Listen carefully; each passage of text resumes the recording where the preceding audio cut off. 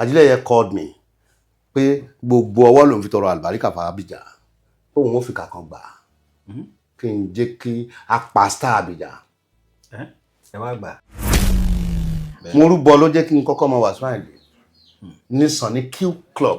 Alhaji Dr. Wasiu Ayinde tó ń ṣe ẹlẹ́tẹ̀lẹ́t wọ́n máa ń tan lórí stage. Wasiu Ayinde tó bá ń gbọ́ mi sí.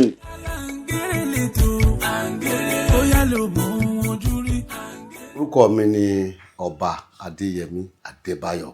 Ọba Adéyẹmí Adébáyọ̀ Odunodu. Ọba gbogbo òrírí ayé tí a bá ń sọ kódà kẹ́ ẹ máa sọ nù wọlé. Ọba òrírí ayé. Bẹ́ẹ̀ni. Given to me by Onírìṣà of Ifẹ̀. Ọ̀jájá kejì òsúnmọ́lẹ̀ súnmẹ́ni ẹbí ti pamọ́ tiyetiye. Pẹ̀lú bàbá mi ó mẹ́ta dàda ọmọ Ọ̀ṣun Fúnkẹ́ ọba Léṣù Ọbàtálá nílé Ifẹ̀ ọba Lámọ̀ Ọbàtálá nílé Ifẹ̀. Èyàn ò lè ṣàdédé pẹ̀lẹ́ lọ́wọ́. Erin bẹ́nu ògbó ká tó fi kìnìún jọba. Kí wọ́n tó fi mí jẹ kìnìún pèrèpèrè fún gbogbo akilẹ̀ ilé ọba káfàtà lábẹ́ Aláàfin àná èmi náà ládé tó sí pírẹsidẹ́ǹtì wọn rèé gbogbo tó ń sọ ìrírí ayé. Ta ni ń jẹ́ báwọn? Mò ń béèrè ni kálukú ní ọmọ sọ pé ìyọdún tòun èyí onígàárí ó gbéra ẹ̀ ṣépè ó ní kí wọ́n bọ̀ ń tán wò tó ń kan àwọn Èkìtì ní àwọn kan èyí onígàárí lọ́mọ gbéra rẹ̀ ṣépè ìkan àbọ̀ ń tọwọ́ yìí tòun kan o. Kálukú ló ń gbéra ẹ̀ kágbà pé iná ń gbéra ẹ̀. tó ń wò èmi ò gbéra tèmi I have certificate mi ò dẹ̀ mọ àwọn tó fi jẹ́. Ẹ ọmọ kí ni. mi ì mọ àwọn tó fi jẹ́ ṣé bí mi lèmi ń sọ gbangba ẹ̀ pé Onírìṣà ló fẹ̀yìn jẹ́ òsúnmọ́lẹ̀ súnmọ́ ní ẹbí ti pamọ́ tíyetíye. Irú adájí ọba o irú adájí ọba bá wàá sí kí ọba nílẹ̀ Ifẹ̀ nù tó o bá ti wà nú ẹ̀ o lè mọ̀. Tá a bá débẹ̀ ń sin á ní èèpà òrìṣà èèpà àjẹ́bàtálá àjẹ́bàtáàṣà ògbóni ẹkùn tó o bá sí ní pílátífọ́ọ̀mù yẹn tó o kì í sára wà nífẹ̀ẹ́ ẹni kan lè ṣàdédé kó ní. Ó ti yé mi. Kò ń sára wa. Ó lè dára wa nù rírí ayé o but kì í sára wa nílẹ̀ Yorùbá ó nítumọ̀. Ẹ jẹ́ n gbọ́ túmọ̀. Torí Yorùbá ó póríṣiríṣi. Àwọn kan lọ́yọ̀ọ́ làwọn ti wá àwọn kan nífẹ̀ẹ́ làwọn ti wá tó ti ń sìn èmi ò mọ ibi tó ti wá ń sìn ó nígbà kan ló ní òun akéwì olórí gbogbo akéwì rẹ mọ mo wá sọ fún pé ń bo ló wà nígbà tí èmi jẹ́ alukoro akéwì fún Láńrewájú Adépọ̀jù 1978 where is her camera right there? Tọ́mọdé ọba bátàn yóò bá àrọ́bá ń bá a tàn lọ́dọ̀ tiẹ̀ àwa gangan nìtàn. Àwa yìí nìtàn tí àwọn ń pa lẹ́yìn ẹnìkan ṣoṣo tó dá ìrírí ayé sílẹ̀. Èmi ò kọ́ṣẹ́ sọ̀rọ̀sọ̀rọ̀ lọ́wọ́ anybody. Tíátà ni mo fi bẹ̀rẹ̀. I start my career as far as 1973 when I was 20 years. 1973. Ó dùn mí tí o sáwọn Ògúngbè láyé mọ́. Ògúngbè wo? Akin Ògúngbè gangan bàbá Ògúngbè gangan. Ẹ tún mọ̀ wọ́n. Travelling theatre ni wà nígbà tójú wà lórúnkún. Alárìnjó. Travelling theatre lọ Ondo state Èkìtì state kò sí Èkìtì state Ondo state tó o bá ń ṣe tíátà tó o bá tí ì dó Ondo state o ò tí ì ṣe tíátà tó ráwọn ń wòran. Iléṣà ni kì í wòran Òṣogbo kì í wòran torí pé àtọlẹ̀dọ́lẹ̀ ń tàdán ní tòṣogbo gbogbo tó o fẹ́ rí tó o fẹ́ pa ń dán láyé nídìí tíátà ni ní gbaniláwo ní kòkó bàbá sàsùn entertainment industry tó o bá gba Òṣogbo kọjá ẹ fún ẹni. Tí ò gbòṣogbo kọjá. Bẹ́ẹ̀ni. Ní entertainment industry. Ṣé ní tíátà? Ní tíátà. Ní tíátà ni mò ń sọ o kì í ṣe sọ̀rọ̀sọ̀rọ̀ o kì í ṣe olórin o. Ọláwuyè ò sí mọ́ láyé n rò pé mo rí ẹni tó jù mí lọ́nà rírí ayé mọ́. Mo ti sọ tẹ́lẹ̀ pé kò sí ẹni tí ò ní fẹ́ fi yọ̀ sí tiẹ̀ ta ni wọ́n ò fún lọ́kọ́ tí ò ní roko sí ọ̀dọ̀ ara òun ń sọ tiẹ̀ fáwọn tí ò mọ̀ àwọn tí ò mọ̀. Èmi ń sè kò sí nǹkan tí mi ò lè fi yangàn nínú ìrírí ayé because nígbà tí Kọ́lá Ọláwuyè tó bẹ̀rẹ̀ rírí ayé èmi wà n'Íbàdàn tí ló gbé mi dé Ìbàdàn ni pé mò ń direct Koto Orun fún Ajileye ńgbà yẹn. Koto Orun wo? Tí wọ́n ṣe tí gbogbo èèyàn ń wò yẹn. Koto Orun. Bẹ́ẹ̀ni, I am the director. Kọ́lé dowó bímọ mẹ́jọ yíbó yìí fi wọ́n dájọ́. Ask anybody nínú theatre industry. Aráàlú ò ní gbà káyé má ṣe dààmú àwa. Ask anybody. Ó dùn mí tí Yomi Ògúnmọ́lá ti kú. Gbà tí Yomi Ògúnmọ́lá wà NEPA ó máa wá ń bá mi ń bẹ̀ ni. Koto Orun kan náà. Bẹ́ẹ̀ni. Ẹ wà nù ṣe báwọn mo wà nínú kọ èmi Jabaru give us 188,000 by then. ṣé o Jabaru? Yeah, 188,000. Mo ní kálàjì Ajileye fún mi 7,000 pẹ̀lú àwọn crew mi 2,000 ni mo gbà ń bẹ̀ dàárọ̀ ọ̀la àbí tí wọ́n bá máa fún mi 5,000 tó kù Oyíbóyí wà láyé kò tí kù ṣẹ̀rí ṣó ti yé ń sìn ṣùgbọ́n gbogbo ìgbà yẹn ẹ̀dá ò mọ bùsùn bẹ́ẹ̀ dà bá mọ bùsùn kì bá túmẹ̀ sí. Ajileye kì í kọ script tó bá ti kírun tá ní Yemi idea kan tún ti dé mo ní idea máa kọ idea yìí sílẹ̀ 50 naira là ń rẹ́ǹtì kámẹ́rà lọ́dọ̀ Depo video l'Óṣogbo M5 ẹni tó bá sọ pé rọmọ bá pa kó jáde síta gbangba kó ní kájọ wá sọ Depo video ẹ̀gbọ́n lè kí ń sìn. Jọjí ó lè kí ń sìn.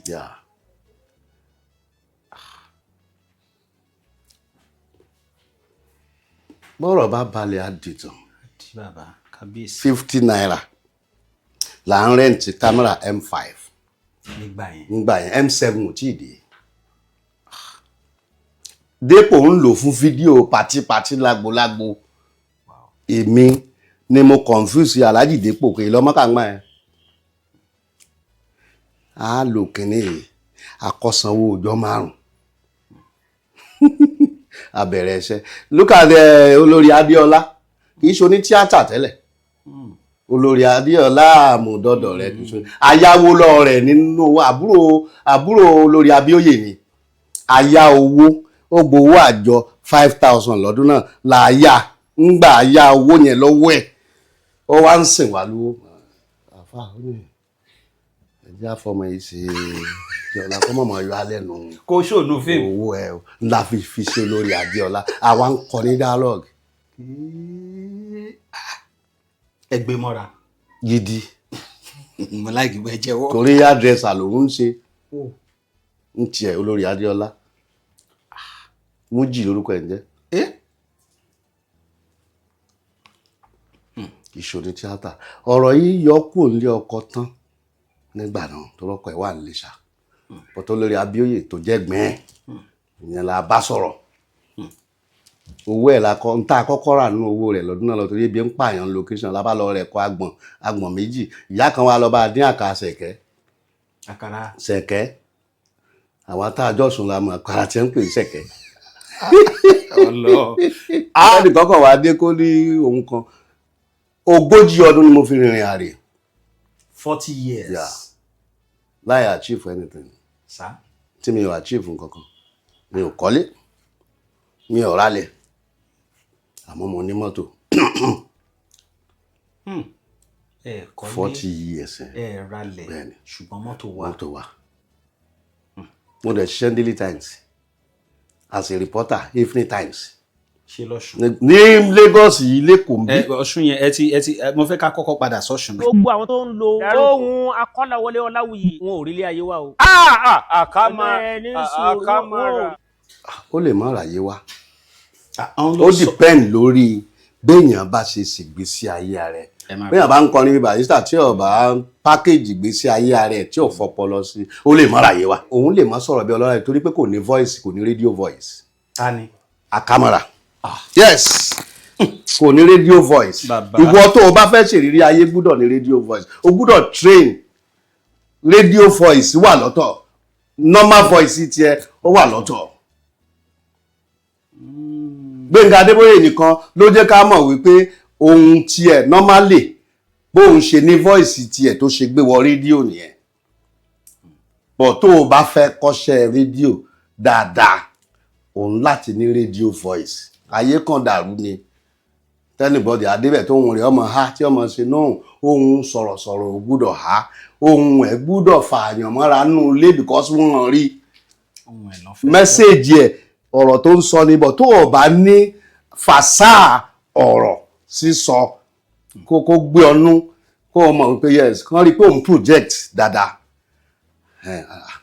ohun rẹ̀ nìkan ni mo máa ń láìkì inú kíní àwọn èèyàn máa sọ ó lè tẹra mọ́ o ní radio voice èmi ò kà kún presenter mẹ́ǹtì pé irọ́ ni mo pa nítorí pé màá máa sọ màá máa fi déètì sí mo níṣẹ́ number 1 ni nílé wọn kì í ṣe ní industry táwa wà yìí. àtótó bàbá rere kẹyẹkẹyẹ ó má fọhùn mọ́ ẹyẹ àjẹfẹ́ ké torí pé ẹyẹ kan ò ní ké láyé kó borí àwọn ìyá mi. ọ̀fọ̀ kọ́ nìyẹn o torí ẹ̀ ni mo sọ pé kò sí bẹ́ẹ̀ wọ́n ń pè kinní kan ní ẹ̀dà èdè ìlò èdè àgbékalẹ̀ èdè kì í ṣe gbogbo ń tà ń wí ń lọ́fọ̀ ó dà take for instance nígbà tí Túbọ̀sún Ọládàpọ̀ tó wá ṣèdánilẹ́kọ̀ọ́ ní rédíò Lagos lọ́dún kan àwọn kọ̀ọ̀kan kan lẹ̀ iná ògbóná tewétewé ìyèsí òróró tégbòtégbò àtàrí ògbóná tó ń tèpo ewé ìná fáwọn tó ń mọ lílo ẹ̀ fún náà ìyẹn táwa fẹ́ lò fún àwa ti lò fún a ti lo ẹ̀dà èdè nínú ẹ̀ kì í ṣọ̀fọ̀ ọ̀rọ̀ ni àṣàyàn ọ̀rọ̀ ẹwà èdè bí n bá ń ṣe sign off ìlọ́yà oníbodè àpòmù àkóńfà àgbàǹyàwó ọ̀pẹ̀lẹ̀ tí ìbá fi ṣe ní lóore ajá alájá gbé lọ àwọlé ká mẹ́gbà fájá alájá ká tó gbẹ́gbà ajá alájá ti ká tó gbá kàbà ká gorí òrùlé ajá alájá ti kó kànga ẹni tí ò bá gbọ́ Yorùbá á ní wọ́n ń pọ̀fọ̀ ni kì í ṣọ̀fọ̀ àkànlò èdè àṣàyàn ọ̀rọ̀ ìlú èdè ni. ó dà mọ́ bọ̀ tẹ́ bá dórí ètò tẹ́ lẹ́yìn ìyá mi èyí tí mo fẹ́ ṣe lónìí ẹjẹ́ ó túbà kó túṣẹ ṣe àkànlò èdè náà nìyẹn. ẹwà èdè ni ìyá mi ẹ jẹ́ kó ṣe kí gẹ́gẹ́ bí n tá a bá nínú eré tíátà onítíátà ló jẹ́ ká mọ̀ pé báyìí onítíátà wo ló sọ fún ipò òun rájẹ rí tó mọ̀ pé báyìí ní ẹ̀ ń sojú kíókíó tó mọ̀ pé báyìí ní ṣe bí exaggeration ni kó lè dùn. nígbà tí Akin Ògúngbè tí wọ́n ṣeré kan ní ọdún kan Onyogi Across the Sea My Master Show Me the Way àwọn ni wọ́n jẹ́ ká mọ̀ pé nǹkan kan wà tí wọ́n ń pè ní 419 àṣírí bàbá àbèjì ẹni tó bá mọ ọkùnrin kan tí wọ́n ń pè ní oyè wọ́n máa ń pè ní first born ọmọ Ògúngbè oyè àkọ́bí bàbá yẹn yes ọ̀rẹ́ mi báyìí ni òun good nínú special animation effect bí idán gbogbo ẹranko oníwo méje tá a ṣe nínú ìrèké òní bùdó nígbà yẹn nǹkan òun ní. so mo ìfẹ́ ká kò lórí ọ̀rọ̀ mi kún bẹ́ẹ̀ ẹwà èdè ní ìyẹn. tí n bá ṣètò lọ́la ń lọ bá àwọn babaláwo ọ̀fọ̀ tí ń pè lónìí wọ́n á ti kọ́ fún mi bàbá mi wá pè mí yọpọ̀ ààrẹ mú sára rẹ̀ ọ̀yà ni ṣé nǹkan kéwù ni ó wà ní kéwù tí ẹ̀rú ọmọ bá àwọn awo náà. ẹ jẹ́ ká tún lọ báyìí kí n fi àfiwé rẹ̀ tí èèyàn bá wà nílé kéwù torí mo kéwù dáadáa tí èèyàn bá wà nílé kéwù ó ní voice kéwù o voice kéwù làwọn onífújì ń lò bó kristẹni bá kọ fújì ayé padà sí muslim kó lè yí ní ẹnu ẹ̀ dáadáa voice kéwù ọ̀tọ̀ ṣé gbogbo ìmáàmù tó wà ló ní voice kéwù ni. Auzubillahi minash shaitani rajim bismillahir rahmanir rahim tó o bá kéwú tó kéwú kó imitate àfáà tó kọ́ ní kéwú pẹ̀lú voice ẹ̀ tó jẹ́ sí ẹlòmíà kan máa sọ̀rọ̀ nígbà tí ẹ̀wẹ̀ bá ń jẹ gàrí àti yẹ̀pẹ̀ ẹlòmíà máa sọ̀rọ̀ lórílẹ̀ báyìí àwọn èèyàn á ti fẹ́ kúlẹ̀ sẹ́rìn ẹlòmíà dẹ̀ lóhun ògbóǹtarìgì á débẹ̀ láì sáà mú kó bí kálá sínú kábàrú ẹ̀kọ́ yìí no that's not the way ìwọ tó fẹ́ sọ̀rọ̀ fún èèyàn tó fẹ́ káwọn èèyàn listen òun láti ní ohun pẹ̀lẹ́ torí ẹ̀ ní méjì ní ọ̀rọ̀ ìkíní ìbò sí ará àdúgbò ẹgbà mi ó ìbò sí ará ṣẹ̀rìpọ̀ yàtọ̀ sí ìbò sí o ìbò sí ẹgbà wá o ẹgbà wá ìbò sí ṣé kò wọ̀lú ni ìyẹn wọ kí wọ́n ti ìbò sí ará àdúgbò ó ti ní mínì eré yọ̀ọ̀bá ya wèrè àjẹpẹ́ nǹkan kankan sí. So you cannot compare the two together. Ó yàtọ̀ síra. Onírìn àrè ò kì í ṣẹgbẹ́ oníwèé mẹ́wàá o. Onírìn àrè kì í ṣẹgbẹ́ oníwèé mẹ́wàá. Ìlú mẹ́wàá ìmọ̀ mẹ́wàá ni. Ìlú mẹ́wàá ìmọ̀ mẹ́wàá òní onírìn àrè òun ṣẹgbẹ́ oníwèé mẹ́wàá ń làwọn olórin máa ń sọ pé àgbò yìí ṣẹgbẹ́ ọ̀dà èmi kì í ṣe pé mo wá wàwọ̀ ṣe ọ̀rọ̀ pọ̀ o èmi kì í ṣe pé mo wàwọ̀ ṣe nílé tiwa sọ̀rọ̀sọ̀rọ̀ ni wọ́n wọn kì í sọ̀rọ̀ orí tíátà wọn kì í sọ̀rọ̀ orí tẹlifíṣàn ọ̀rọ̀ wáàsí ìyá mi àfáà ni bàbá mi àfáà ni ṣùgbọ́n nílé wa tí wọ́n ti bí àwa ilé ọdún odù lóṣogbo Ifá ni wọ́n ń ṣe ń bẹ̀. ọdún odù. Yes, Ifá ni wọ́n ń ṣe ń bẹ̀.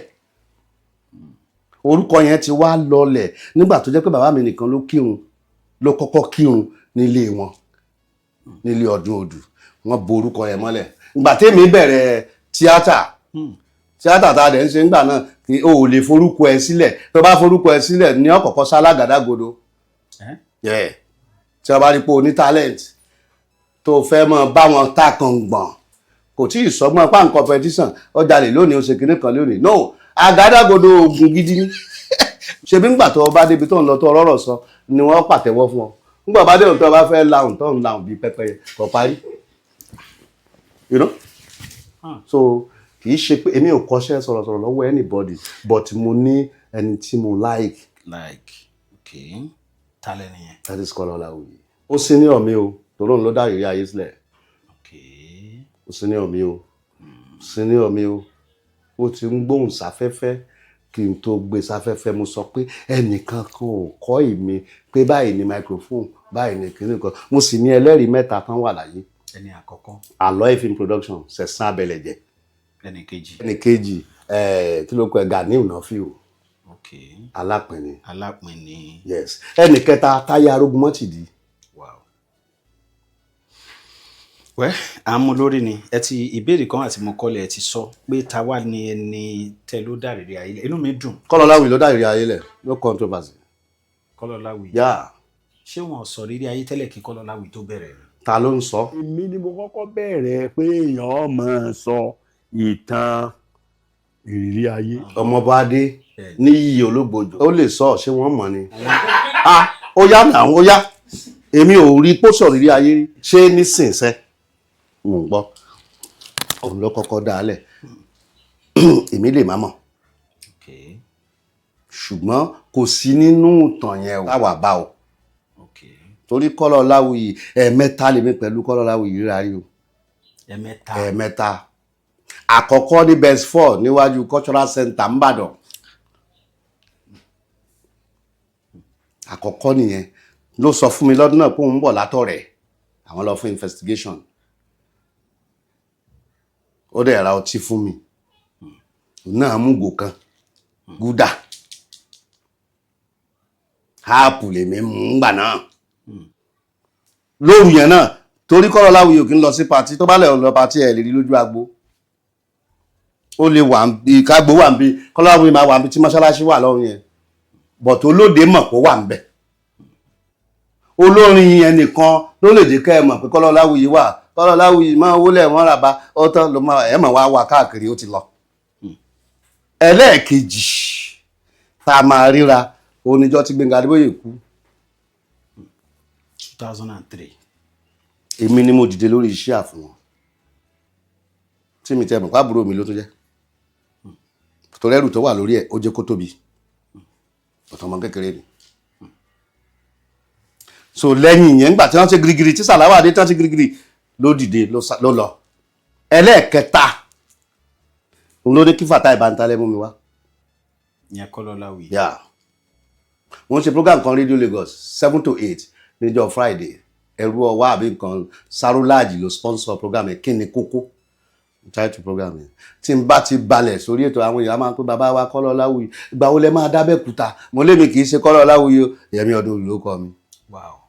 ó wá lóun ti ń gbọ́ Kọ́lá Ọláwuyì mi ti ń gbórúkọ rẹ̀ láti Èkìtì torí travelling theatre travelling broadcaster lèmi nígbà tí ò tí ì sẹ́rọ ayélujára èmi nìkan màá sọ̀rọ̀ ńlọrin màá tún kó ń bẹ̀ mò ń bọ̀ lẹ́kìtì màá tún kó ń bẹ̀ mò ń bọ̀ lóńdó màá tún wá kó ń bẹ̀ mò ń bọ̀ ń bàdàn mi tí mò ń gbé kó tó di pé ó di ayélujára so ẹni tó bá ní ẹnìkan sọ̀rọ̀ bí Kọ́lá Ọláwuyì kò ráyé wá àbí kò látúbọ̀tán náà Ọlọ́run ṣe mí ní ààtò tó pọ̀ jù ìfẹ́ tí mo dẹ̀ ní sí Kọ́lá Ọláwuyì òun ló jẹ́ kí n ṣiṣẹ́ lọ́dọ̀ ẹ̀ nígbà tí wọ́n ní kán wá ṣe audition fún wa pìrìsẹ́ńtà 40 ló wà ń bẹ̀ kò sí èyí tó mú o 40 ogójì yes ẹ dárúkọ díẹ̀ fún mi náà.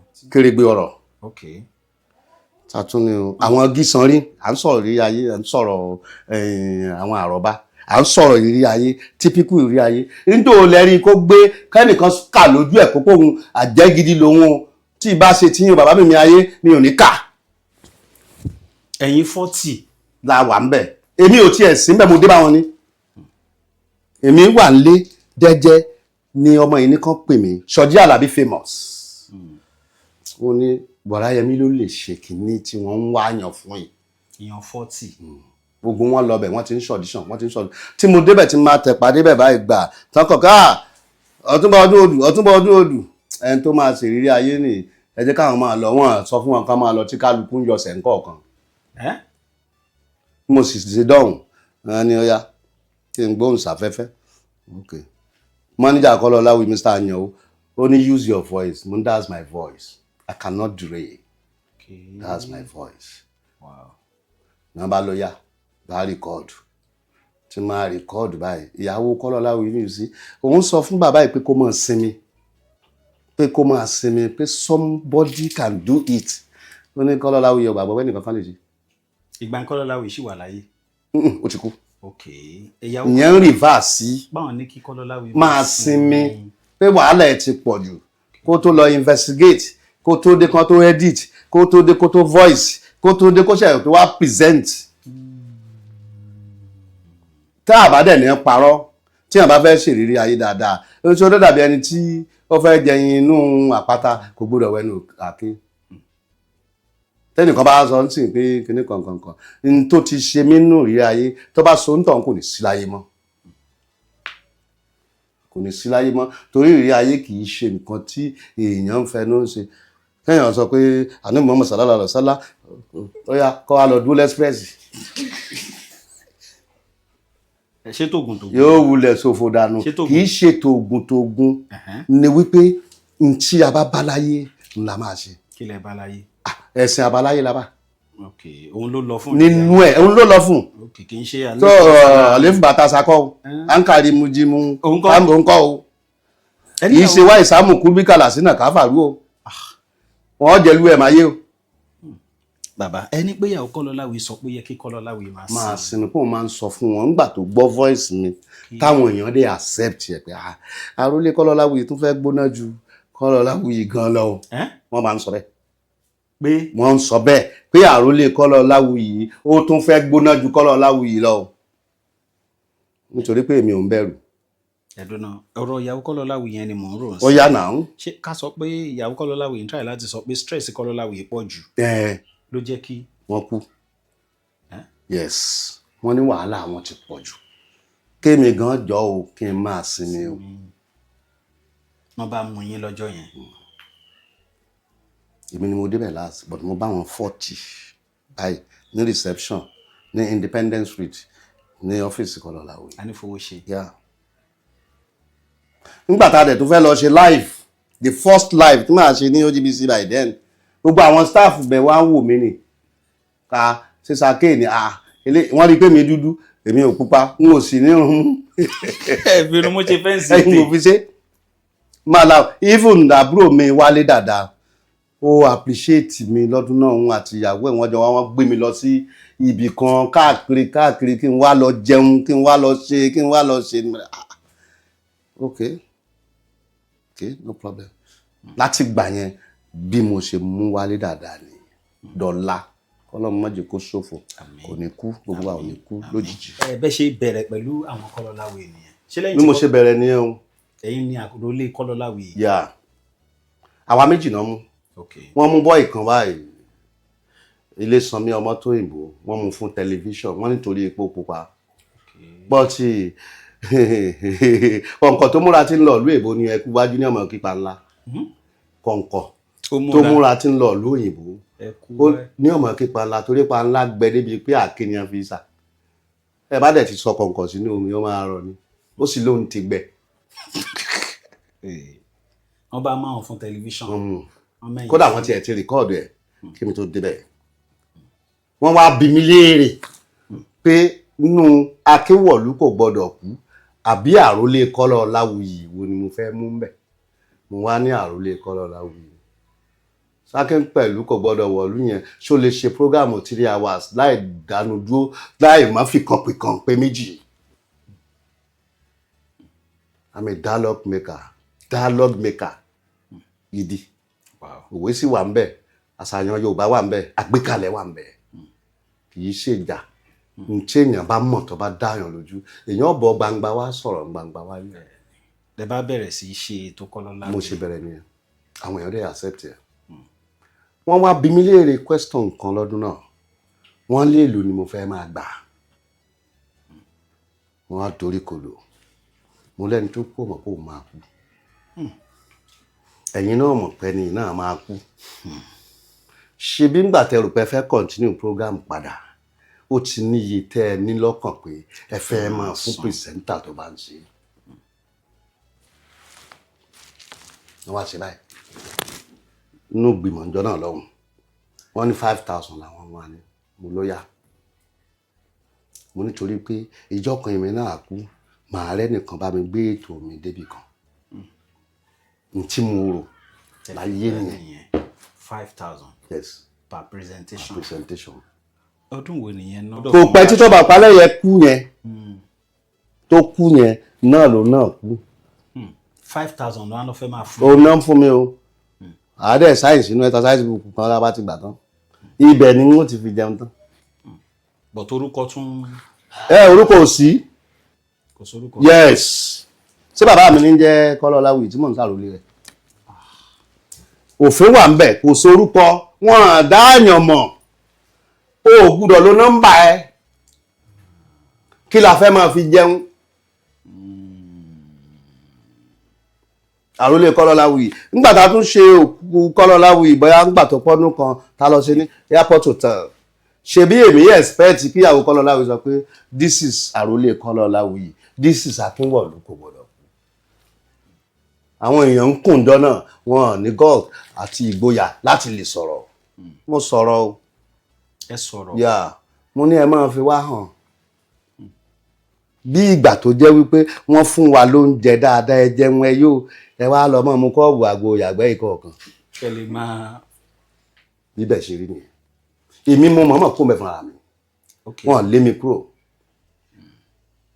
wọ́n lé mi kúrò. ẹ bọ̀ sígbà tẹ́yìn ṣètò Kọ́lá Ọláwuyì yẹn ṣẹ́yìn ò máa ń sọ ládùúgbò yín pé ilẹ̀ ṣe program ṣáàdàdúgbò kì í mọ̀. èmi ò ń sọ ta ni mo fẹ́ sọ fún ìyàwó mi nìkan ló mọ̀ ní sọ nítorí pé èmi ti ń ṣe bíi Kọ́lá Ọláwuyì tẹ́lẹ̀ tí mo ti ń ṣèrírí ayé tẹ́lẹ̀ wọ́n mọ̀ mí mọ́ ládùúgbò yìí 2000 ni mo kó débi ìyá 2000 ni mo kó dé ìlú yìí.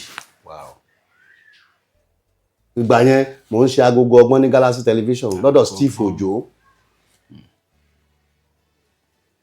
mo dẹ̀ ń ṣèrírí ayé ní state mi bí irú Ọ̀ṣun then Ekiti state by then. náà nínú ọ̀rọ̀ tẹ sọ yẹn ibi kan wà tí mi ò tún ti understand o ẹni pé Kọ́lá Ọláwuyì láwọn tí ń gbọ́ yín lẹ́kọ̀ọ́ wọn ò tí ì bẹ̀rẹ̀ lójúbísì gbà yẹn. wọ́n ti bẹ̀rẹ̀ pé wọ́n ń gbọ́ mi lẹ́kìtì ẹ̀wọ̀n káwọn ti wà lójúbísì wọ́n wá ń gbọ́ pé ẹnìkan náà ń sọ̀rọ̀ bíi ẹ mọ̀ pé èèyàn máa gbọ́. bẹ́ẹ̀ni bẹ́ẹ̀ni. gbogbo àwọn tó ń ṣèlérí ayé lẹ́kìtì ń sìn gbogbo wọn ni mo mọ̀ gbogbo wọn ẹ̀yìn bí ọdún fáàmù mi náà ti kúrò. bí ọdún fáàmù mi òkè mẹ́sì èmi ni mo dẹ̀ kọ́ òun bí wọ́n ṣe ń ṣèlérí ayé ó ti ń ṣèlérí ayé story hun èmi ni mo fún ní confrontation pé ẹ lónìí kí ló dé tó pọ̀ mẹ́jẹ ọtún bá ń kọ̀ láàyè ọmọ ní ọ̀ láàyè tó bá ti dá jìnnìjìnnì bò wọ́n máa sọ̀rọ̀ ìṣòògùn intelligent ṣẹ́rí Kọ́lá olóòtú ìrírí ayé tiẹ̀ yàtọ̀ sí ti Kọ́lá Ọláwuyì ìbá fún Kọ́lá olóòtú o súnmọ́ bí láì láti láwa ọ̀rẹ́ mi gidi ni ọ̀rẹ́ mi gan gidi ó sì gúùdù nínú ká ṣe àfiwé ẹlẹ́lọ́ọ̀ mo ti investigate fún rí Kọ́lá olóòtú ọ̀rẹ́ báyìí ni wá bọ̀ tó ti ń gbẹ́nu sí máikrófóònù tó ti ń ṣètò kémi pẹ̀lú ẹ̀ ò tó closed tí Kọ́lá Ọláwuyì òun máa béèrè lọ́wọ́ ẹni tí nǹkan ṣẹlẹ̀ sí Kọ́lá Olóòtú máa hun ọ̀rọ̀ ni gẹ́gẹ́ bí ìgbà tí èèyàn bá kọ script tó ṣe dialogue tó ṣe screenplay òun ni Kọ́lá Olóòtú ní àbádẹ́ ń ṣèrírí ayé tí wọn bá tí ì gbé ẹ dé kóòtù rí kí wọn tì ọ mọ́lé o tí ì ṣèrírí ayé nígbà wọn tí ò náà mọ́lé ṣebí lọ́sẹ̀sẹ̀ mọ̀ pé ayé pé méjì ní orí ayé. wọ́n gbọ́dọ̀ tìyàn mọ́lé lórí. wọ́n gbọ́dọ̀ tì mọ́lé nígbà tí ọba mọ̀ tó ń ṣe. wọ́n ti tẹ̀yìn náà mọ́lé. wọ́n ti èmi mọ́lé ibi tí mò ń lọ nìyẹn wọ́n ti èmi mọ́lé. now Kasinati ó ní ẹnìkan jẹun lówó ó fi style gba owó lọ́wọ́ òun tí wọ́n ń pè ní OBT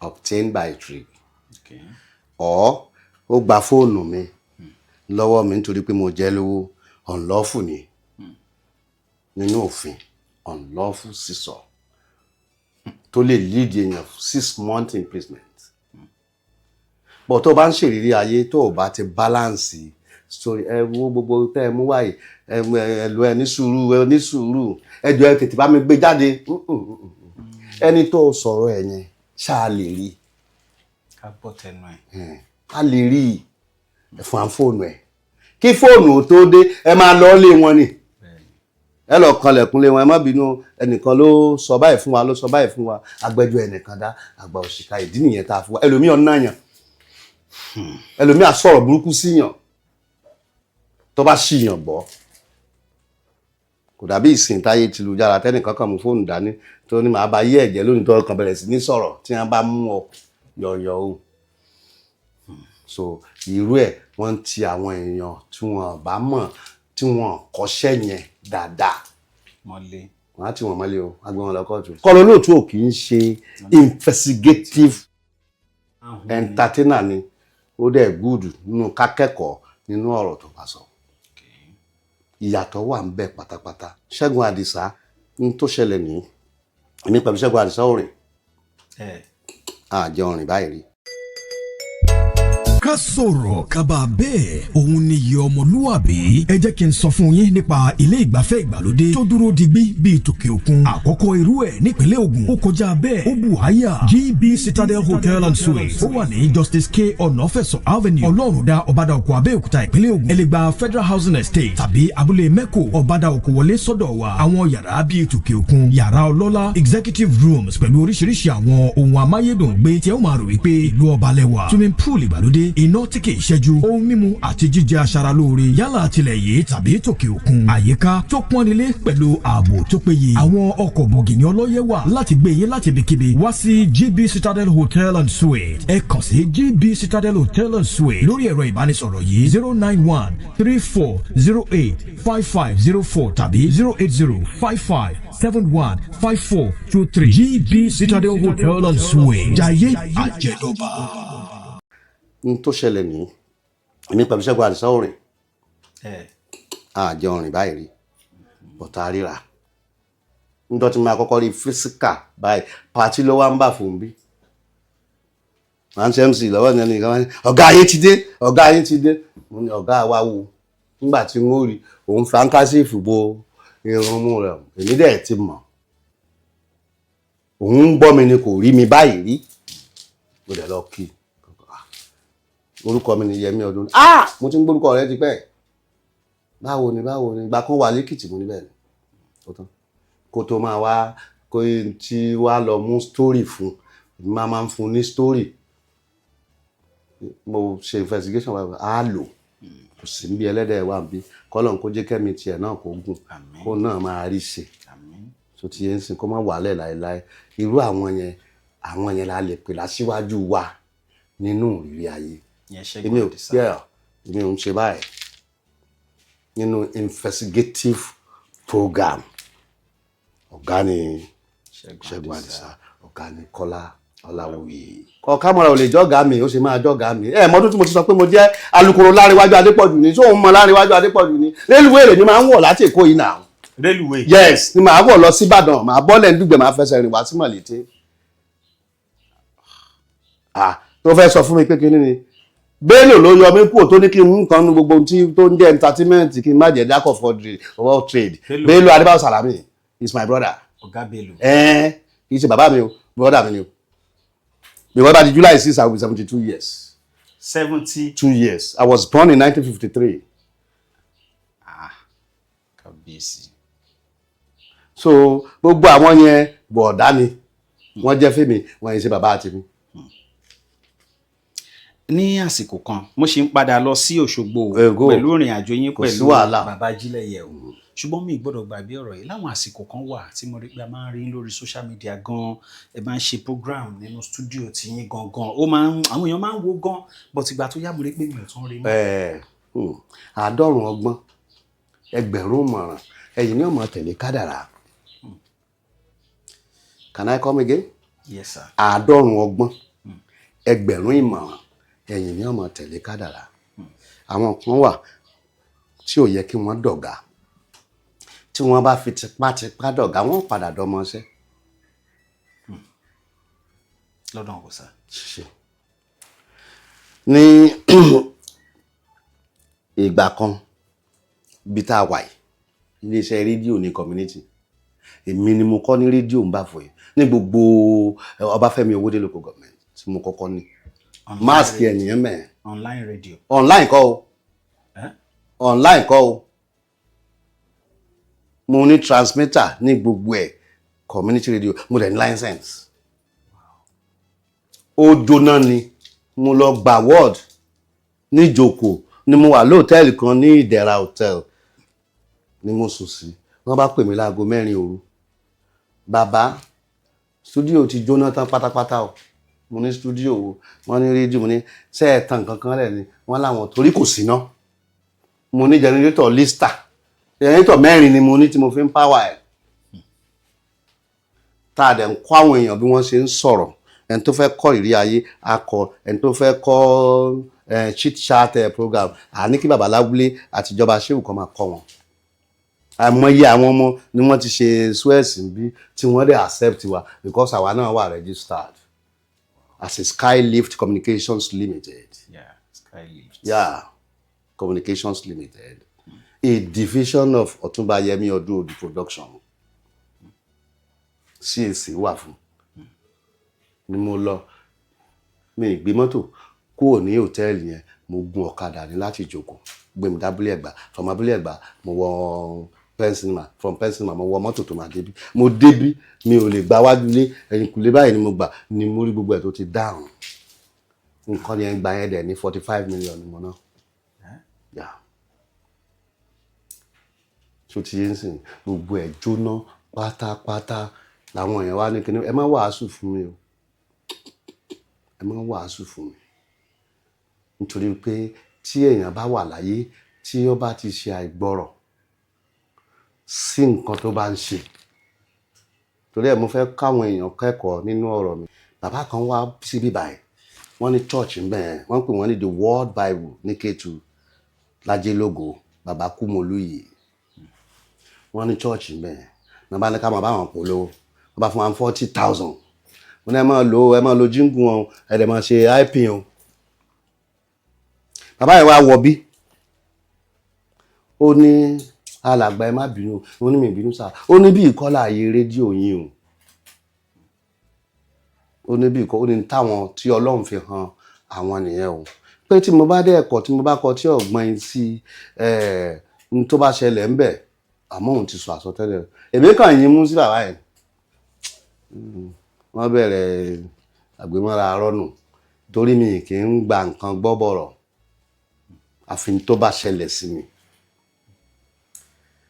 Rédíò yẹn wá jóná mi wá rí bàbá yẹn bíi 2 years bàbá yẹn bá wá síbí ní bá ní ọmọ mi tó tiẹ̀ wà níbi tó ń ṣe rédíò yẹn ń kọ́ wọ́n ní rédíò yẹn mà ti jóná ó ní yes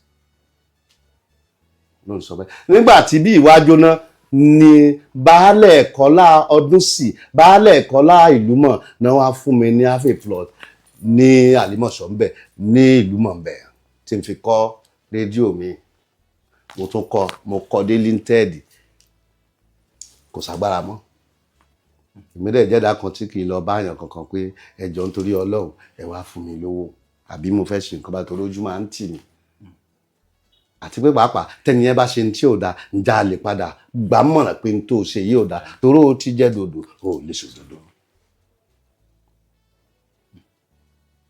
èmi ò dẹ̀ kí ń gba tó bá mi pọ̀rọ̀ ẹ mọ́lẹ̀ 1 million ni mi ò kí ń gbà ló jẹ́ kẹ́ ẹ rí mi tí mo ṣe ra mọ́ báyìí o òkèlè gbígbẹ pẹ̀lú tẹ́lọ́rùn ibi tẹ́ máa bá mi nìyẹn mi lọ ibì kankan mi ò lọ́rẹ̀ẹ́ I don't have friends mi ò lọ́rẹ̀ẹ́ àwọn ọ̀rẹ́ mi ni àwọn bàbá lábúlé àwọn alábúlé oníyìn èmi ò tí ì jẹun láàárọ̀ yìí o bó o ní ìṣòro dẹ̀ ni fún kó máa lọ sọ pé mi mo fún bàbá mi lówó oúnjẹ láàárọ̀ ṣó ti yé ń sìn torí pé nǹkan tíyàn bá ṣe ló máa gbà káyipẹ́ lòmíì tó ń ṣe ìrìà mo ní position àti lu jìbìtì gan-an tó wó gidi tí ọmọ wa kó sí ní tó lè máa sọ ìrírí ayé ó lè bá mi pẹ̀lú dáálọ́ mo gbọ́ ẹnu mo fi sọ ó lè bá mi ṣé ń sìn yá dọ́là tí màá fi kú Ṣẹ́gun Àdìsá àwọn dàbá ẹ̀ wọ́n sì ń ṣe níbo ló ti ń ṣe nílùú èbó ìlú èbó ní ti ṣe báwọn tó ti ṣe tẹ́lẹ̀ ní sọ sórí atẹ́gùn Maryland ló wà sẹ́yìn ní number 1 rí throughout ilẹ̀ Yorùbá ẹ bá lè wá kọjú sí nǹkan tó burú èmi nìkan lọ́lọ́pàá dẹ̀ recognize you torí láti bẹ̀rẹ̀ ni mo ti kó ọlọ́pàá mọ́ra tí n bá dẹ̀ lọ investigate ọ̀rọ̀ tí wọ́n bá rí investigate kì í ṣe pé wọ́n mọṣẹ́ wọn torí àwọn èèyàn máa ń sá fáwọn ọlọ́pàá tó bá ti pè wọ́n sàn máa sá lọ but ọ̀rọ̀ tí bàbá mi ayé bá ti wà nínú ẹ̀ Yẹmi Odunodu màá fọ̀nà hàn ọ̀gá tó bá wà nípa story tó ń wà báyìí ló ṣe rí mo ti ṣe báyìí n tó sọ ni gẹ́gẹ́ bí evidence ṣó ti yé ń sìn tó ò lè mọ̀ tí n bá interview ẹ ò lè mọ̀ bóyá mò ń record àbí mi ò record.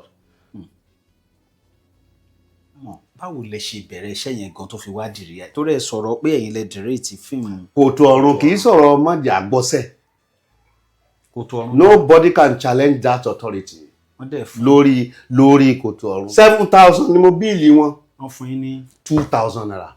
fíìmù dẹ̀ ta. ṣe rí ìdìnnà srantali mustaqim afinimọ̀nà náà gbogbo ń tà ń ṣe fáwọn èèyàn gbà yẹn gbogbo ẹ̀ náà la lè ṣe. ẹyẹ kan ní mo mọ̀ bàrà mo mọ̀ fẹ́ kì í jẹ́ kọ́bẹ̀ ó dùn adíyá fúlàní tètè tó ní tóun bá ti dáyé òun ó tètè lówó òun ó tètè bímọ òun ó tètè ṣe gbogbo nǹkan mèremère sọ a lè rí bẹ́ẹ̀ ẹ jẹ́ á béèrè lọ́wọ́ ọ̀gọ́mọ̀ tó lóun fẹ́ kàn àwọn baba ńlá baba ẹ̀ tí wọ́n bá ti gbẹ wọ́n ń bọ̀ lẹ́ni so ti yé ń sìn àwọn onítíátà original mọ̀ mi yà àwọn original theatre ṣé fake theatre ó wà èwo ni fake theatre. àwọn tí wọn kámẹ́rà sọ mí dọ̀gá tí wọ́n máa rọ ọ̀rọ̀ fún bọ̀tà wa gbangba wálé àbáyé ni ìlú àbáláwo bá ta máa jó. ṣé kì í ṣe pọ́lájú tó ń dé ilẹ̀ fi ń rò bẹ́ẹ̀. ọ̀làjú lè dé bá gbogbo nǹkan ṣe é rí pé tíátà àjọ ń yàtọ̀ sí tíátà ṣe é rí pé ó ti bayé jẹ́ ni. níjọ́ òun àná tá a bá ń ṣe tíátà ò gbọdọ̀ rí kọkùnrin àti obìnrin ó gùn lórí ara wọn wọn á ní wọn fẹ́ bayé yìí jẹ́ ẹ rántí pé ó ní tíátà kan wọ́n sọ pé gungun mọ́gun lójú alá máa dọ́ọ̀jì ẹ̀ ni ṣe bí láyé Àbáṣà àbí ta ni wọ́n sọ wípé ó padà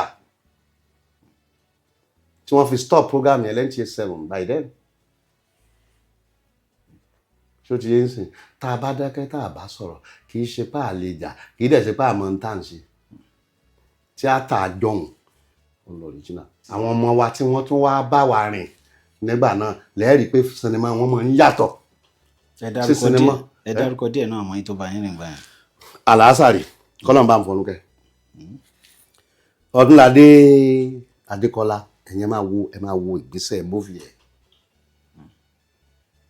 ẹ wà àbúrò mi yẹn Ọláìyá Igwe ẹ wà àwọn fíìmù tó ṣe ẹ̀rí pé ó ní tíátà ni ṣe mọ̀ pé òun ló fíṣọ̀ Ògóróṣó 1982 lẹ́ǹtì Abẹ́òkúta 1982 Ògóróṣó gbòòrò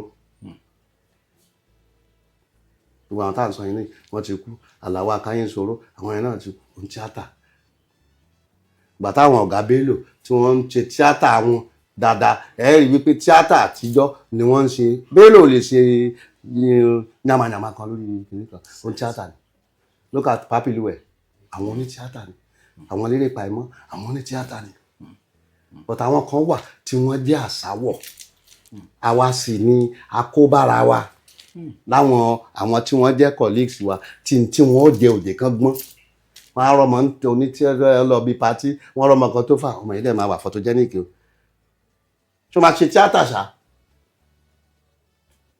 àmọ́ ṣe wọ́n ló yá kán lọ mú wọn síbẹ̀ àwọn Yomi Ògúnmọ́lá wọ́n kó àwọn èèyàn mẹ́bẹ̀ wọ́n kó wọn mọ́bẹ̀ promoter tó dẹ̀ fẹ́ promote tó fẹ́ kọjá àti ọ̀tá ló fẹ́ kówó ẹ̀ lẹ̀ bọ̀ tí wọ́n rà túbọ̀ tán. bọ̀tẹ́ yín náà ti ṣe nǹkan yẹn rí. bíi kíni. ìyá tí ẹ jẹ lówó tẹ̀yin náà mú wọnú tíátà ń gbà yẹn nǹkan tẹ̀ sọ. ìyá tá a jẹ lówó. ìyá tó yá wa lówó. ìyá tó yá wa lówó ṣé ẹ mọ̀ wípé ẹ̀gbọ́n ẹ̀ oní tíátà ni. wọ́n ti ń wà síríàsà àwọn ẹ̀gbọ́n wọn wọ́n fi wọ́n dí gẹrẹwu torí pé wọ́n à ní lè tẹ̀lé wọn lọ síbi tí wọ́n ti fẹ́ ṣe iṣẹ́ bọ̀ tí ẹni tó ń ṣe róòlù yóò bá tí ì dé Mújì ọyá bọ́ bẹ̀ èmi àmọ́ rí tí ó sábà wá sí kí àyè yẹn mọ́ kọ́ mọ́ gbófò. ó yàtọ̀ lóòótọ́ mo fẹ́ padà síbẹ̀ ṣe bẹ̀rẹ̀ lóṣogbo báyìí. èmi Yẹmí Odunodu máa ń sọ̀rọ̀ kan fáwọn èèyàn kó ń bẹ̀jẹ̀ kí wọ́n rí mi àsìkò èèyàn ni ò tí ì tó lásìkò ẹ bá tó cameraman will zoom out láti ibi tó wà pé ó ń wo reaction ẹni lórí tí ẹni yìí ń ṣe wọn ò ní sọ fún un a good cameraman ó máa lọ sórí ẹni yẹn pam padà wá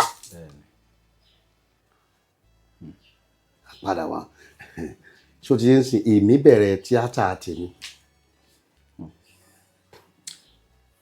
máa ń lọ wòran àwọn bàbá Dúróládépọ̀ ẹ̀yin gan tẹ́ ẹ̀ ń sọ̀rọ̀ yìí sìn ṣe rí Dúróládépọ̀ yìí lódì ojú bá. ẹ̀rọ orí tẹlifíṣàn ni. ọba Kòso ṣé tẹlifíṣàn ìsìn yìí àbí tẹlifíṣàn àjọ. ayé àtijọ́ black and white. black and white fine. ǹjẹ́ rí Hubert Ògúndé rí báyìí níbi tó ti ń act àbí níbi tó ti wá show film. tẹlifíṣàn èmi máa ń bá wọn ru ẹrù ni. bàbá Ògúndé. bẹ́ẹ̀ni ẹnìkan wà ní fẹ̀rọ̀ wá ní fọ̀mẹ́ níyì aládé ọmọọṣẹ́ ọlọ́kọ̀ ni ọlọ́kọ̀ yẹn ni wọ́n ń pè ní bàbá yìí tí ń jẹ́ náà máa ń pè ní àràbà nígbà yẹn àbárú ọlọ́kọ̀ máa bá wọn rẹrù tó bá fẹ́ ṣeré Mayflower máa bá wọn to stage títí bẹ́ẹ̀ mo ṣe bẹ̀rẹ̀ lọ́dọ̀ Dúróládépọ̀ nìyẹn ẹrù làwa ń kó ó tiẹ̀ tó bẹ́ẹ̀ tí wọn bá ní kó mú nǹkan gbé kínní sórí ò lè gbé sórí níbi tí tíátà wà nígbà yẹn àwa bẹ̀rẹ̀ torí Ajílẹ̀yẹ Èkó ń bí lòun wà ní Dákobírí ní Mùṣín. ìyẹn bàbá Ajílẹ̀yẹ. yẹ̀kínì Dákobírí ló wà tí wọ́n ń ṣe tíátà wọn nígbà tó yá ni wọ́n láwọn lọ ṣe eré kan Ọ̀ṣun Òṣogbo ní 1978 bó ṣe dúró sóṣogbo ń tiẹ̀ nìyẹn bọ́tẹ̀ mi ò sí lẹ́yìn ẹ̀. 1978. yẹ̀kínì Ajílẹ̀yẹ wéré ní máa jí kọ̀ǹpósà orin wéré ìyá mi lẹ́kọ̀ọ́ òun máa ń lọ kọrin ni wọ́n gbé gáàsì láàbù tẹ̀lé àfáà ní ọ kọ̀ǹpósì gbogbo tí ọkọ̀ ń bi wéré ajíní ní sáàrì. ìgbà tí èmi ti rí gbogbo wọn yẹn bàbá mi wá ní pé kí n máa bọ̀ lẹ́kọ̀ọ́ ní nọ́mbà 35 Amadu Street ní Mùṣín. ní Mùṣín. bàbá mi ní kí n máa bọ̀ 1975 wọ́n fi mí lé ọkọ̀ jági látòṣogbo ni wọ́n ń pe mọ́tò yẹn ní Oṣuọlálé Transport Service ní Bòkun Road nísàlẹ̀ Àgbàgì ká tó délé Àdùnní Olóòṣà wọ́n fi mí lé mọ́tò bus stop tá a kọ́kọ́ kàn ń gbà náà òun ni Alápákó bus stop kì í ṣe Alápákó tọ̀nà Ìbàdàn olónípàánù ń sìn níbi ọ̀nà Watchtower yẹn ilé epo àjíìpù lọ́wọ́ àmẹ́mà ẹ̀ títì kan ṣoṣo gbalasa ni àtàlọ àtàbọ̀ the first bus stop nìyẹn tí ẹ bá ń bọ̀ láti ìlú òkè by then wọ́n wá ní tí n bá ti bọ́ọ̀lẹ̀ ń bẹ̀ wọn wọ́n sọdá kí n béèrè Káyọ̀dé street yẹn la gbà tí mo fi fẹsẹ̀ mi rìn dámọ̀dù 1975. láàrin lọ bá fẹ́ ṣeré ní Mayflower ṣe mọ̀ pé mo ti wà into that system lóṣogbo láàrin lọ fẹ́ wá ṣeré mo bá kàn tẹ̀lé wọn lọ ní Mayflower mo ṣe tẹ̀lé bàbá yẹn nìyẹn lọ sí Mọ́fòlùkù tí wọ́n ń gbé Àríọrí street ẹ̀yìn Ògún ní Mọ́fòlùkù garage. ìyẹn bàbá dé love. nígbà yẹn wọ́n ti ṣe fíìmù Àjàní Ògún owns by Dr. Ọlábalógun kì í ṣe fíìmù Adélọ́fù Adélọ́fù kàn jẹ́ actor Lọ́ládépọ̀ jẹ́ boss Àjàní Ògún ní táìtù fíìmù yẹn. so gbà tán wá bẹ̀rẹ̀ bẹ́ẹ̀ yẹn ni Adélọ́fù sọ pé àwa náà fẹ́ lọ sí location va that is location fíìmù ìjà òmìnira fight for freedom mo ṣe tẹ̀lé wọn lọ nìyẹn. fíìmù gbà yẹn kì í ṣe fíìmù ọlọ́sẹ̀ kan o olóṣù 3 ni o olóṣù 5 wà o fíìmù Ògúndé oṣù 5 ni o ayé torí bẹ̀rẹ̀ máa ti bẹ̀rẹ̀ rìhásà kan tó máa yà bá a ṣe bẹ̀rẹ̀ ìjà òmìnira nìyẹn ni wọ́n wá sọ wípé kúkú lè áàtì ọ̀sì kéré jẹ ni yé lè bọ́ sórí stéèjì lọ sọ́ọ̀kọ́ projectionist bí wọ́n ṣe máa operate fíìmù mo ṣe di projectionist nìyẹn tí mo operate fíìmù ìjà òmìnira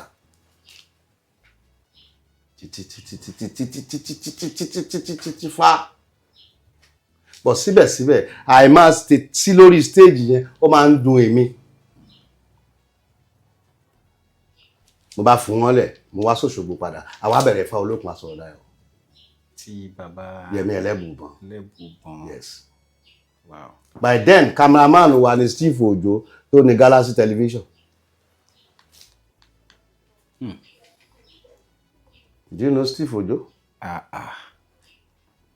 Cameraman tó ń yà wá ńgbà táwa ń ṣe fún Olókun ni. Yes. Èmi Kọ́lédowó bọ̀dá Ahmed Odùọlá yẹn ti kú ìyẹn ni bàbá ọmọ Olókun lóṣogbo. bọ̀dá Látọ̀nà àwọn ń ta ṣẹ̀kẹ̀rẹ̀ talù ní Station Road lóṣogbo pé àwọn ṣì wà ó pé àwọn yẹn làjọ ń bẹ̀rẹ̀ Ifá Olókun lóṣogbo ń báyìí. bàbá Oyin Adéjọbí ń kọ́. bàbá wà láàyè tiwọn. ok àwọn náà wà. wọ́n wà. bí bàbá kan náà wà Kóòtù Àṣípa. bàbá Oyin Adéjọbí wà ní Gbẹ̀mú lọ́nà ṣọ́ọ̀ṣì Balógun lọ́nà Olúọdẹ yẹn ni Chief Yemi Ẹlẹ́bùbọn ń gbé tájọ máa ń kọ́wọ́ rìn a máa rìn à lo aago Ifá ṣe gbogbo ibi tí mo ti mọ̀ nípa real culture nìyẹn tó bá fẹ́ bá wọn ṣe fún Olókun gbà yẹn ọ́ tẹ fá wọ́n tẹ̀ ọ̀ ń fá kó o lè bá àmì ìwọ̀ rẹ kó mọ́ bá da setting tí bàbá yẹn ń ṣerú tó o bá ti ní interest kì í ṣe gbogbo èèyàn náà mú by force tó o bá ti ní interest kì í ṣe dandan. àwa bẹ̀rẹ̀ títí Ajílẹ̀yẹ ṣe àmọ̀ pé sọ fún mi pé 1978 ló kó wá sóṣogbo. Ajílẹ̀yẹ ní group tiẹ̀ ẹnìkan náà wà onítíátà ní Lẹ́dẹ tó jábúrò sí Tàfà Olóyèdé à ń pè ní Àjí ọmọlé alápá ní Lẹ́dẹ òun náà ń ṣe tíátà ó kọ́wọ́ rìn wá tó gbogbo wọn náà fẹ́ máa yọ lórí tẹlifíṣàn náà kọ́wọ́ rìn wá tá a jọ ń ṣe àti tó ìṣe Ọ̀pálẹ́yẹ wọ́n ń pè nìkan ní Jẹ́bà ìyẹn náà ti kú bá a ṣe bẹ̀rẹ̀ tíátà ẹ̀ ní títí. mo fẹ́ lọ ságbolé Fújì ìgbà kan wà tí mo rí pé tún súnmọ́ bàbá Kollington Àyìnlá. láti ilẹ̀ mo sọ nǹkan kan fún yín pé jack of all trade là ń ṣe tẹ́lẹ̀tẹ́lẹ̀ tí Bello Adébáyọ̀ Sàlámì bàbá àwọn Saheed tán sọ fún mi pé Yẹmi Odunodu ní 1994 ni wọ́n sọ̀rọ̀ yẹn àbúrò wọn kan wà ní Ìlọrin wọ́n ń pè ní Àdìsá Ọ̀wàlà mi ni mo compose rẹ́kọ́ọ̀dù tó gbé jáde fún wọ́n pe rẹ́kọ́ọ̀dù yẹn ní Metro Line ṣó ti gbọ́ Àdìsá Ọ̀wàlà tó ń kọrin bẹ́ẹ̀ ò mẹ́rin ẹ ò gbóhùn erin bẹ́ẹ̀ ò mọ̀sá ẹ ò jíyọ ọlọ́bà bẹ́ẹ̀ ò mọ̀ mí ṣe bẹ́ẹ̀ ń gbóhùn mi ṣó ti gbọ́ Àdìsá Ọ̀wàlà ló ń kọrin torí Fuji barista l'Àdìsá Ọ̀wàlà ń kọ èmi ni mo sọ lọ́wàlà Àdìsá professional and is Fuji talented ló ń jẹ́ nígbà tá a fẹ́ ṣe rẹ́kọ́ọ̀dù metro yẹn mo ní Fuji ìsìn ti change ló fi sọ pé Fuji sẹ́yìn ti change o ọmọdé ẹ bá wa jó àgbàlagbà ẹ bá wa jó Àdìsá professional ló ń ṣeré lóògbòde bàbá lókè máa sọ mi olúwa máa sọ mi òkùnkùn láyé yìí o òkùnkùn wọn ní kà nínú wọn gbèrò yìí bí olúwa inú kan tí mò ń lò yìí o ní kò fi gbé mi lékè ayé lé ènìyàn I am the composer that compose it. Àdìsá Ọ̀wàlà bá dé ọwọ́ pé lọ́fà sísè ọ̀gá ẹ̀ kú ló ṣe wà ní òjòdú yẹn látijọ́ Monday. Àdìsá Ọ̀wàlà tán wà ní Ìlọrin professional Àdìsá èmi ti mọ Àdìsá Ọ̀wàlà láti ìgbà tó ti ń jí wéré lọ́dọ̀ lọ́fà sísè lágbègbè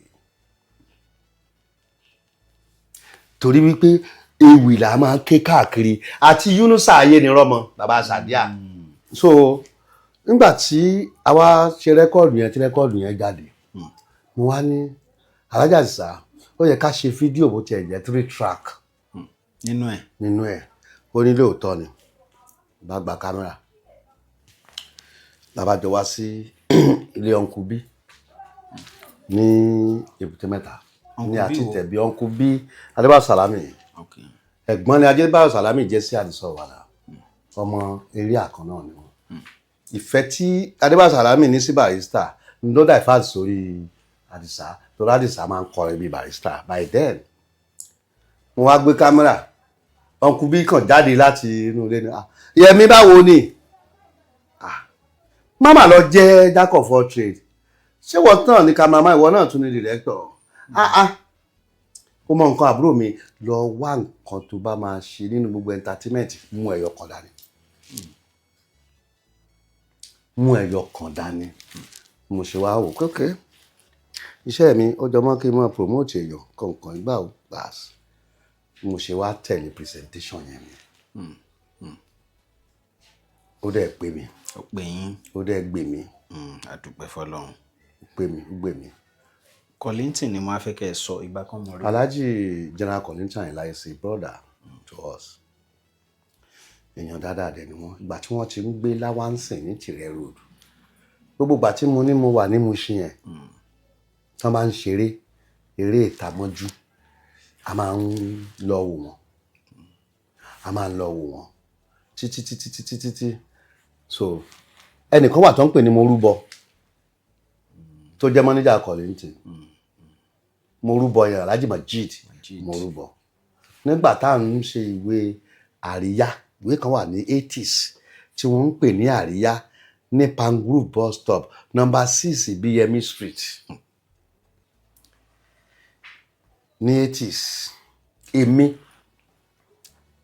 Gbénga Ògúndìran Àlàó Agbédègbẹyọ àwọn yẹn sí ní ọ̀wá o nínú sọ̀rọ̀sọ̀rọ̀ orí rédíò Àlàó Agbédègbẹyọ Gbénga Ògúndìran gbogbo wa ń gbà yẹn wọ́n tó bá fẹ́ kí gbogbo èèyàn mọ̀ ẹ́ wàá wá síbi tí wọ́n ti ń ṣe ìwé yẹn wọ́n á gbé ẹ jáde entertainer ni ìwé yẹn àríyá ni mo pè o wọ́n ń tà ní 10 kọ́bọ̀ nígbà yẹn ibẹ̀ ni mo ti rí Túnjí Majid that is Morúbọ wọ́n máa ń fà mí káàkiri a máa gbé mi káàkiri àjọmọ́ káàkiri lọ Ìlọrin lọ gbá lọ àwo òun ló jẹ́ kí n mọ̀ díẹ̀ nípa Prince Media ṣòtì yẹn sì gbogbo wọn náà ló kárọ̀ nìní o ló kárọ̀ nìní kò sẹ́ni tó lọ iléèwé fún kínní yẹn idea òní àwọn tó ní ìwé yẹn ń gbà yẹn wọ́n pè wọ́n ní Debo Assis Dèjì Assis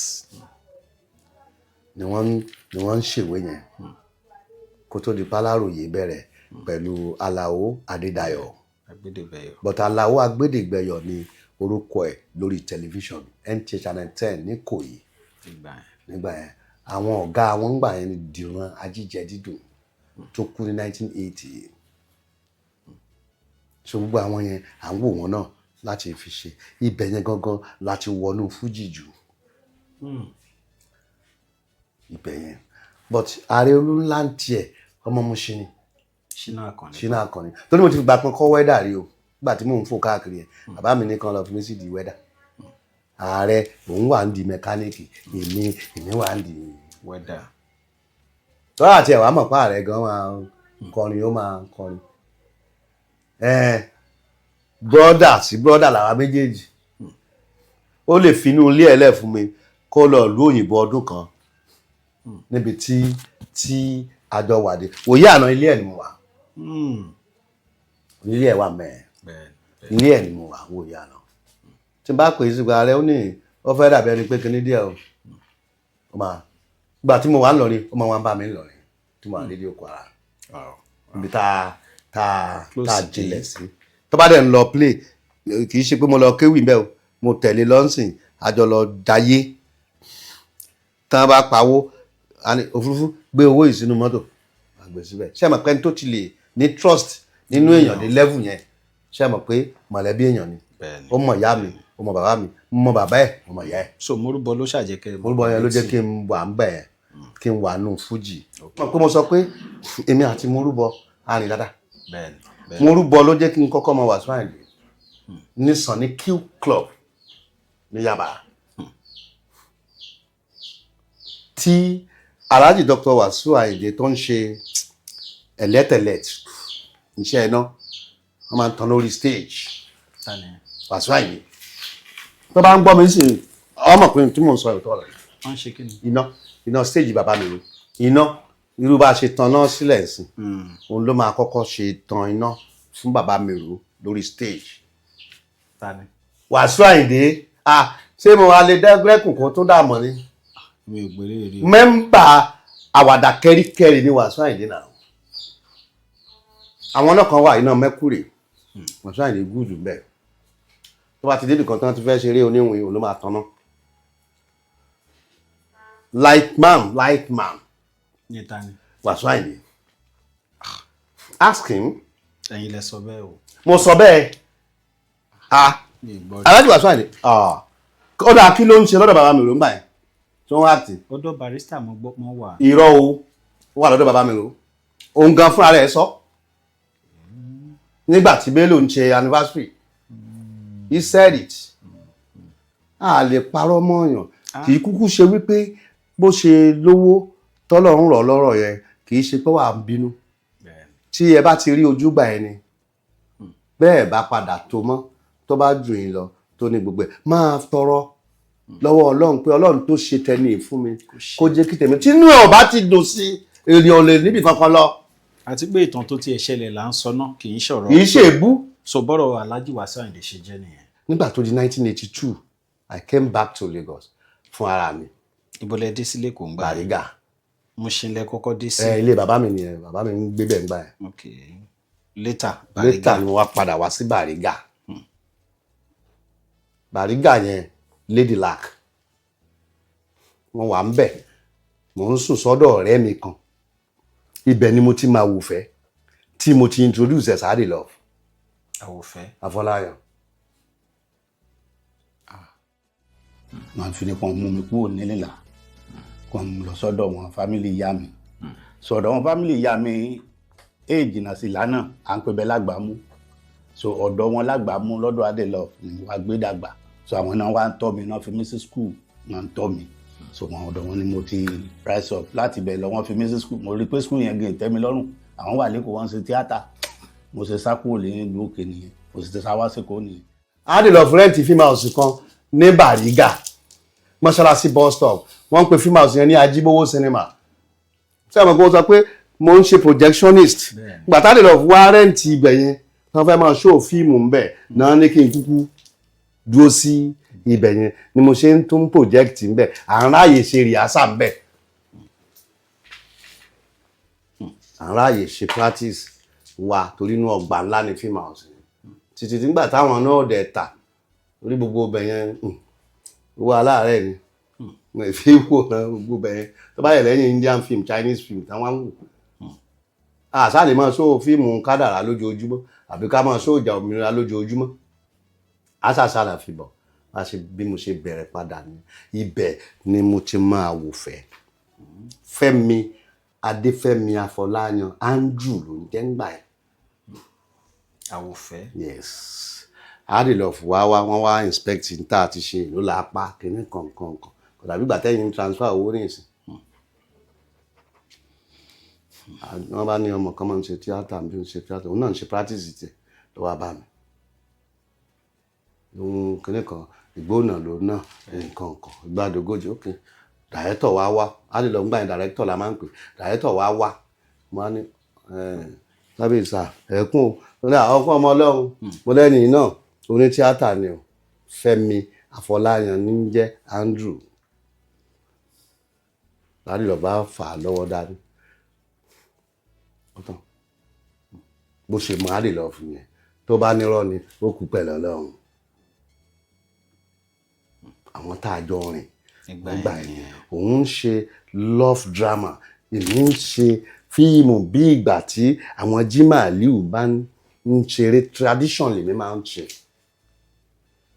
tí mo fi wá lọ ṣe 26 episode fún Fẹ́mi Robinson Mahogany Film Production ní Olúṣòsùn lẹ́yìn ilé Philips lọ́jọ́ta Mahogany Film Production wọ́n san 400 naira fún mi fún 26 episodes by then.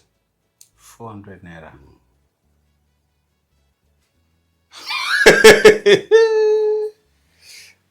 Kàbíyèsí 1982. Bẹ́ẹ̀ni.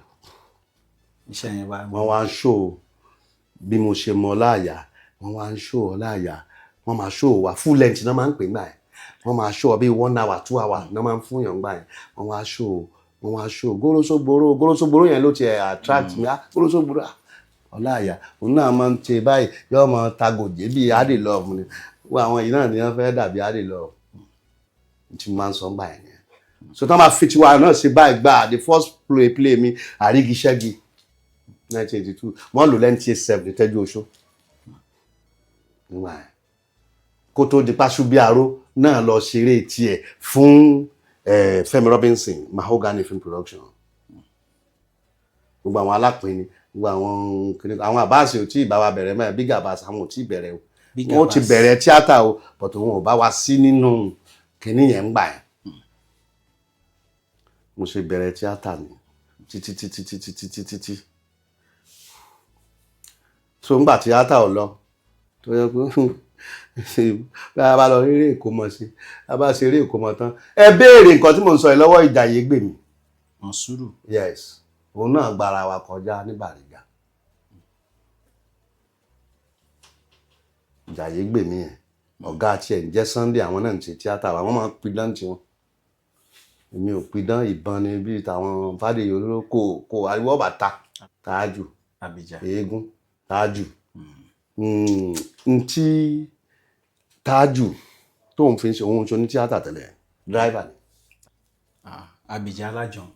Tájù kì í ṣe ní tíátà tẹ́lẹ̀ ó wà fortunate ó dẹ̀ good nínú àgbékalẹ̀ Kọ́lédowó la fẹ́ fi ṣàbìjà tẹ́lẹ̀ ní ọ̀pá ajé Kọ́lédowó lòun ò lè ṣe é nítorí pé tí star bá dé ń sin wọn ǹjẹ́ kóun ráyè kọ fújì wọn tíátà yóò sì fún un lówó tóun èè jẹun. la bá fi lo Abidjan la fi lo ẹ̀gbọ́n Ajílẹ́yẹ tí wọ́n ń pè ní bàbá Pọ́tà òun ló ra mọ́tò tí Tájù ń wà ní Port Harcourt àbúrò mi ni so ti yé ń sìn so ó wá ṣe kinní yẹn ló wá ní kinní yẹn bá mìlú látọ̀dọ̀ kí lorúkọ ẹ̀ Láolú náà fi ṣe ọ̀pá ajé ńgbà yẹn wọ́n wá kọ́wọ́ Ajílẹ́yẹ bọ̀ sọ̀rọ̀ pé ẹ̀ ló ní ò ní nǹkan kan ṣe pẹ̀lú sítórì yìí o rárá o ò lè ṣe ní stage o ò lè ṣe àdákọ rẹ̀ òun kàn sáìn ni ò jẹ́ kí wọ́n lè ṣe ọ̀pá ajé fún ara wọn mọ́ nítorí wá símílà sí la wá ṣe èmi ò má ìdí àwọn ọmọ yẹn pè lọ́pọ́n ayé ní wọ́n fi ṣe ọpọ́n ayé yẹn tí wọ́n ń gbé káàkiri nígbà náà ìgbà tó yá àìdíà ọ̀pá ajé yẹn ńlá Ajílẹ̀yẹ sọ fún mi àwa develop ẹ̀ ńlá fi pè ní Koto ọ̀run. Ajílẹ̀yẹ ti kú sìn èmi wà láyé mi tí kú bóyá èmi náà ń parọ́ àbí kíní kan jọ́kànjọ́kàn èmi náà kú. Ajílẹ̀yẹ called me pé gbogbo ọwọ́ lòun fi tọrọ àlùbáríkà fún Abija pé òun ó fi kàkan gbà kí n jẹ́ kí a pa star Abija. Lájílẹ̀yẹ sọ pé gbogbo ọwọ́ lòun fi tọrọ àlùbáríkà fún Abija Abija sì dá òun. kẹ́ ẹ gba star Abija ẹ wá gbà.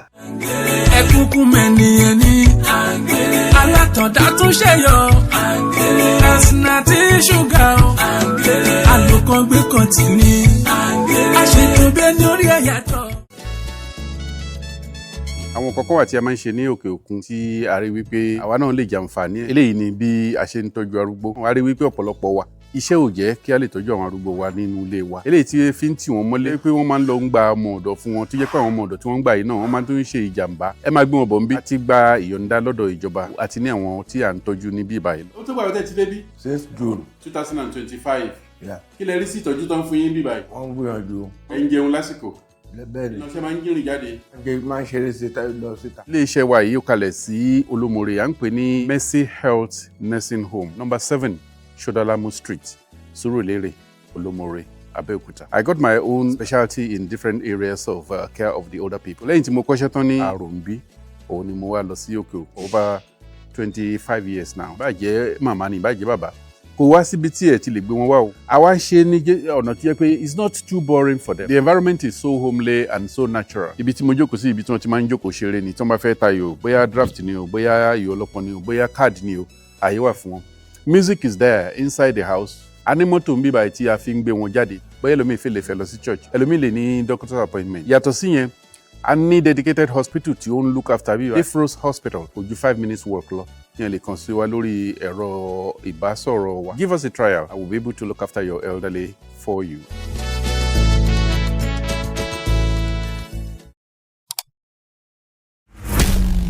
Àlàǹkèrè